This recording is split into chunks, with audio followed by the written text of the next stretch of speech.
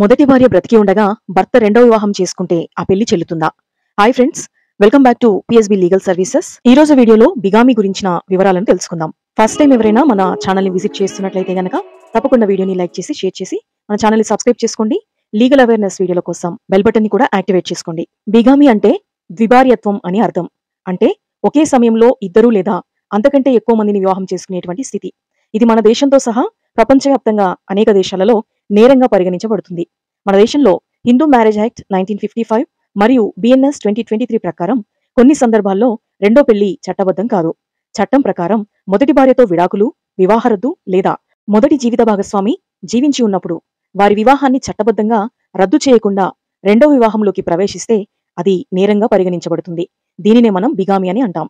మొదటి భార్య ఉన్నప్పుడు రెండో పెళ్లి చేస్తే అది చట్టవిరుద్ధం మాత్రమే కాదు, అది నేరంగా కూడా పరిగణించబడుతుంది. ఈ నేరానికి శిక్ష 7 సంవత్సరాల జైలుతో పాటు ఫైన్ కూడా ఉంటుంది. అయితే రెండో వివాహం చట్టబద్ధమని అనిపించుకోవడానికి కొన్ని మినహాయింపులైతే ఇక్కడ ఉన్నాయి.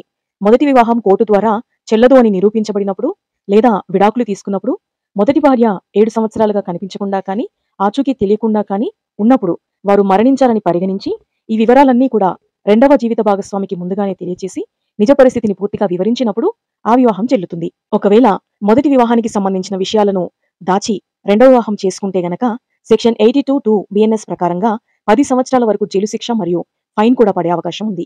కాబట్టి జాగ్రత్తగా ఉండండి, చట్టాలను గౌరవించండి. I am your advocate and I will be back with another interesting legal awareness video.